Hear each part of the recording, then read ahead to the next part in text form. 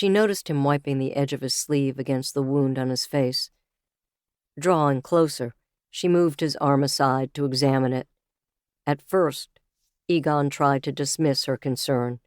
"It's nothing." "If it's nothing, it shouldn't bother you," she calmly stated. "Let me look at it." He reached up to bat away her hand, but she persisted, adding a stern eye to let him know she would eventually win this argument. The man frowned and relented. The cauterized cut did not show signs of infection, but the scab appeared to be peeling, meaning there would be a scar left in its place. She touched the furrow that ran from underneath his right eye down to where his mustache blended into his beard. "It's healing," she murmured, "but you're going to have a beauty mark when it's done." "A beauty mark," he harumphed. "I've never heard it referred to in that manner." "I can lessen its appearance." She leaned in, closer to the point where she could feel the warmth coming off his skin.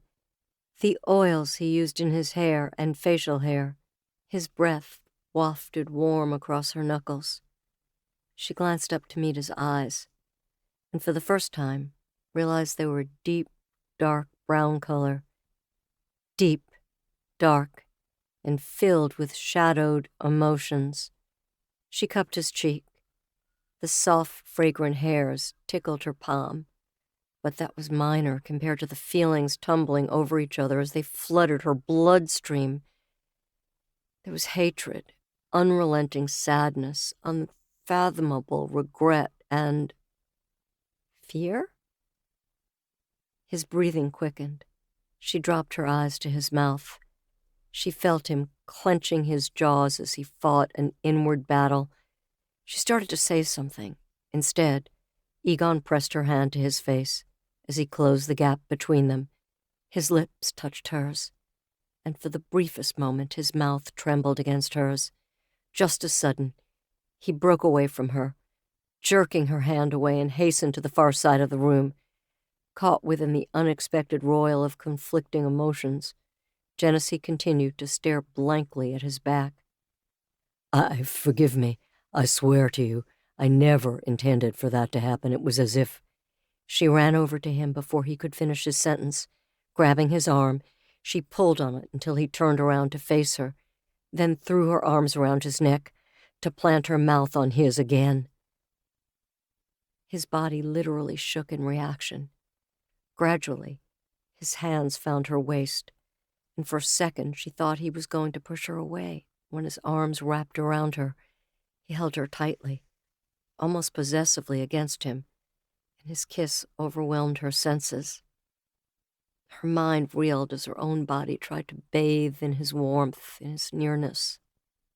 Whether it was seconds later or minutes later, at last, Egon withdrew his mouth, but his eyes bore into hers, as if searching for some sign from her that she resented his intrusion.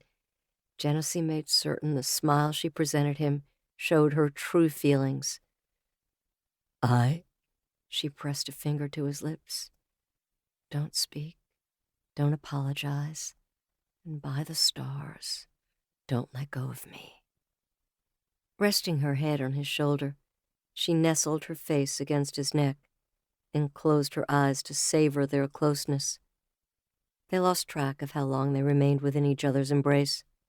It wasn't until Egon loosened his embrace with a deep, and this time contented sigh, that they mutually parted. "Come, I believe it's mealtime," he whispered. Taking her hand, he led her out of the relics room.